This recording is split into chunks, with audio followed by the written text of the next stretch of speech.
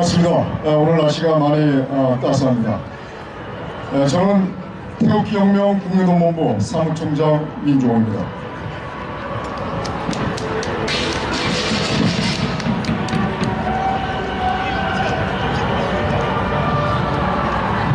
(2025년 3월 20일) 주간 정세를 보여드리겠습니다.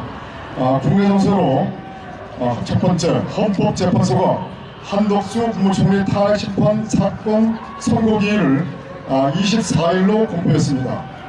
국회 탄핵소추안 통과로 한 총리 직무가 정지된 지 87일 만입니다.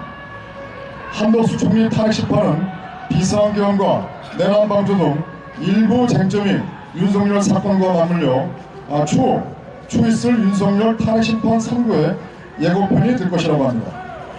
한덕수 총리를 먼저 탄핵심판 선고를 하는 이유는 헌재가 한 총리 탄핵심판을 기각해서 복귀하면 국정을 책임지고, 그리고 만약 윤석열이가 파면된다고 하더라도 국정안정을 위한 목적으로 먼저 선고 일정을 잡은 것이 아닌가, 이렇게 판단합니다.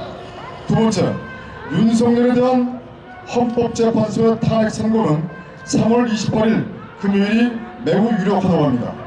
그동안 헌재의 주요 사건은 박근혜 대통령, 그다음에 노무현 탄핵사건, 통합진보당 해산 사건 선고가 모두 금요일에 있었고, 나태죄, 헌법 불합치 선고는 목요일에 있었다고 합니다.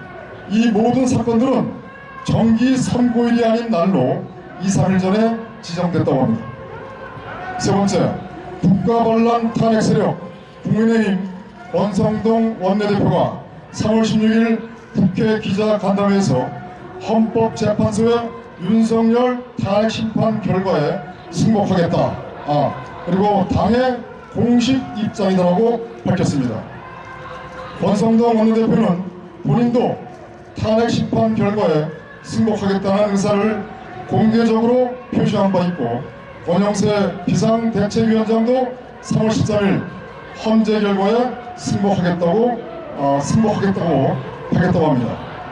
네 번째, 국내 기초단체장 중 처음으로 경상남도 진주시가 초소형 위성 진주셋을 3월 14일 두 번째 도전 만에 성공적으로 발사됐다고 합니다.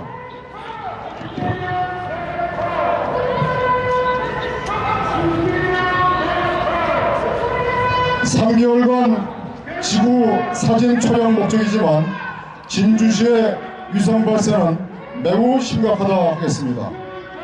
앞으로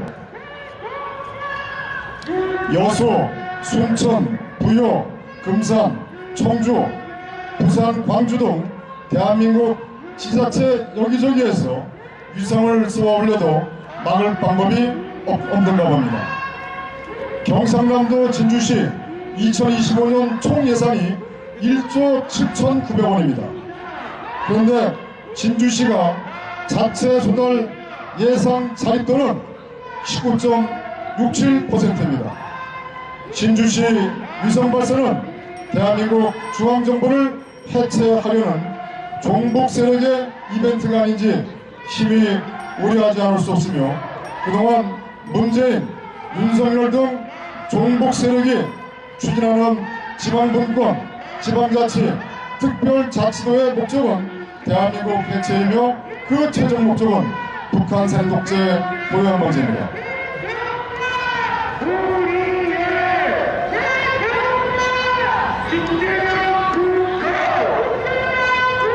다섯 번째,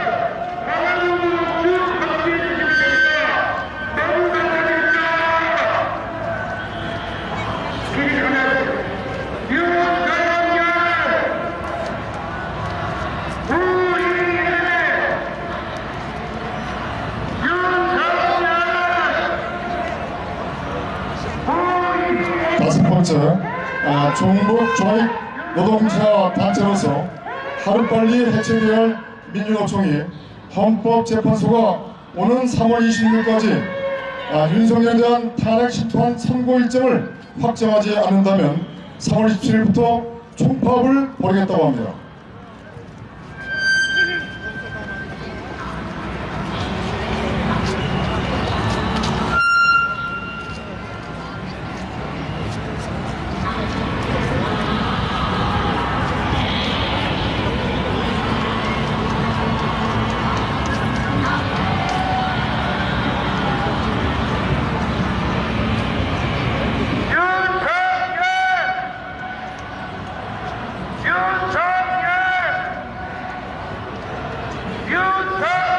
자, 여섯 번째, 국민연금 가입자가 내는 돈과 받는 돈을 조정하는 보수개혁 법안, 즉 국민연금 보험료 요율을 13%, 소득 대체율을 43%로 올리는 연금 개혁안이 3월 20일 부정선거에 의한 불법 국회 본회의를 통과했다고 합니다. 불법 국회에서 처리된 것은 18년 만이라고 하는데요. 연금 개정안의 핵심은 보험료율을 9%에서 13%로 2020년부터 매년 0.5%씩 8년에 걸쳐 올리고, 소득 대체율은 지금의 40%에서 43%로 2020년부터 인상하기로 했습니다. 이것은 공무원연금과 군인연금 또한 마찬가지로 국민연금이 공정하고 투명하게 관리되고 집행되고 있는지 우려가 크다 하겠습니다. 더 정확히 말씀드리면 국민연금뿐만 아니라 모든 연금들의 투명성과 그 다음에 객관적인 어떤 그런 내용들을 국민들에게 제대로 밝히지 않는 것 같습니다. 물론 국회에만 밝히고 있겠죠.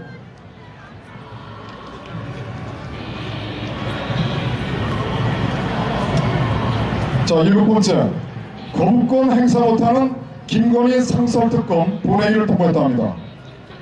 주가 조작 및 부당이득 편취 의혹, 코바나 콘텐츠 관련 전시의 뇌물성 협찬 의혹, 그리고 양평고속도로 인허가 문제 등 11가지를 수사 대상으로 삼고 있고요.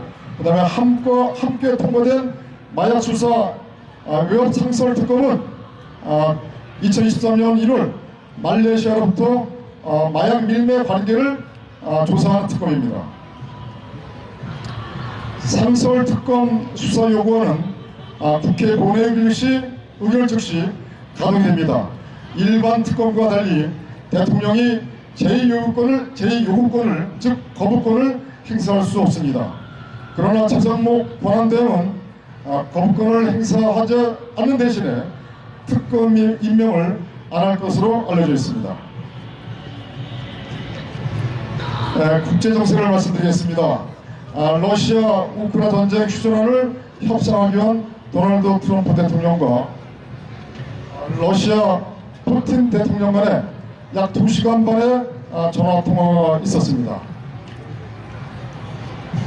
합의된 내용은 30일 동안 에너지 인프라 등에 대한 상호 공격 중단 합의입니다.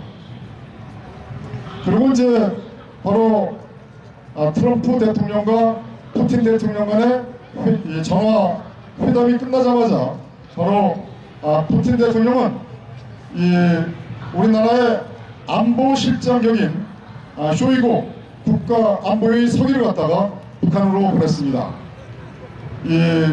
상당히 의심스러운 부분들이 상당히 많이 있습니다. 지금 대한민국 상당히 위중하다고 봐도 지나친 표현이 아닙니다.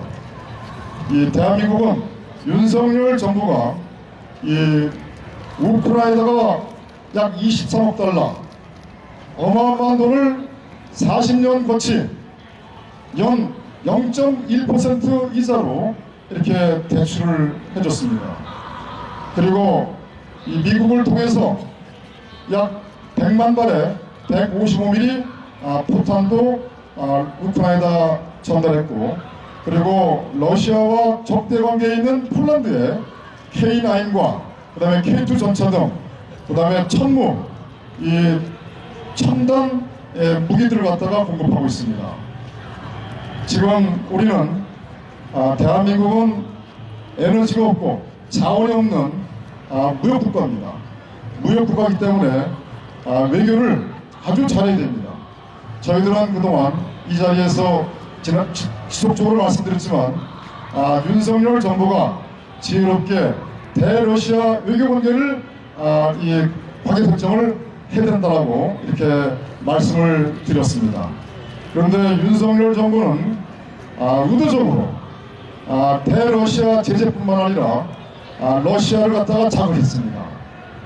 그 자극의 결과는 결국 그러니까 러시아가 북한과 전략적 동맹을 맺고 그 다음에 군사 동맹을 복원하는 결과로 나타났습니다. 참으로 안타까운 일입니다. 푸틴 대통령은 북한보다는 대한민국을 상당히 관심을 가지고 있었고요. 그 다음에 본인이 옐친의 대를 이어 대통령에 당선되자마자 제일 먼저 한 게 박정희 대통령에 대한 책을 모두 가져와라. 그래서 박정희 대통령께서 한강의 기적을 이룬 그런 노하우를 상당히 공부를 많이 했다고 합니다. 그 결과가 오늘날 러시아의 이 세계 G2로 올라서게 되는 그런 결과가 아니었는가 합니다. 아무튼 이 대러시아 또 더 나아가서 현재 조선일보뿐만 아니라 대한민국 정부가 이 트럼프 대통령에 반하는 기사와 또 그러한 정책을 펴는 것 같습니다. 특히 언론들은 이 글로벌리스트뿐만 아니라 반 트럼프 대통령 진영에 있는 그런 기사들을 계속 연이어 보도를 하고 있습니다. 상당히 문제가 심각합니다.